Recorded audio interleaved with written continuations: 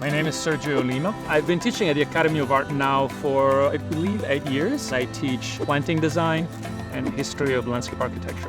I am also an associate principal at SWA Group, which is a large landscape architecture firm. I worked in the United Arab Emirates a fair amount, including Burj Khalifa, the tallest tower in the world, and the Expo that was just completed in 2020. But I've also done a fair amount of work actually with hospitals, including this one. Today you're looking at one of our last projects that we've worked on in San Francisco. It's the plaza for the Bernal Hospital on Cesar Chavez in San Francisco.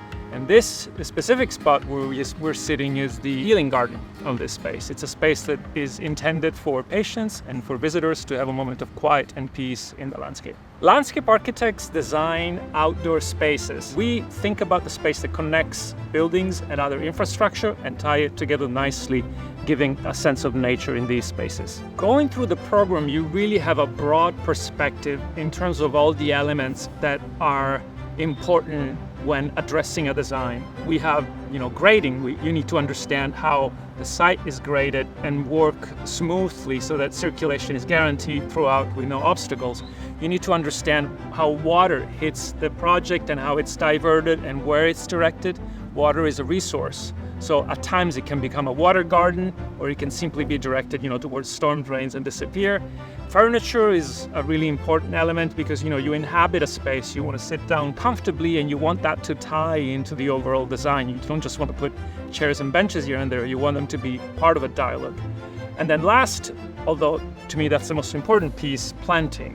Planting is essential. It's the element that gives texture, it gives colors, fragrance. You walk into a garden, that's the first thing you look at. There are design studios where students address specific designs which become more complex as you move from one year to the other and address different typologies of projects. It can be residences, it can be public buildings, it can be public plazas, and so on. The bigger the project, the earlier we come in, because it implies sort of a more strategic thinking of the land, of how the land is arranged, a planning effort, and that's where landscape architects can definitely be very crucial and strategic. The link to the professional field is an essential one at the Academy, because there's a lot of professionals from actual practicing offices that come to the Academy and teach there, including myself. This is Sean Loomis. He has been involved in our project here at the Bernal Plaza, and he was an important figure in coordinating the construction of the landscape space. I come in early in the design stage. Once the design team comes up with the great ideas they have, my role is to help bring those into reality through the technical process. Well, once we start excavating old pipes, foundations, and we have to adjust the design on the fly. So maybe perhaps where you had 2 trees located, you need to shift them, but still maintain the design intent as that installation unveils itself.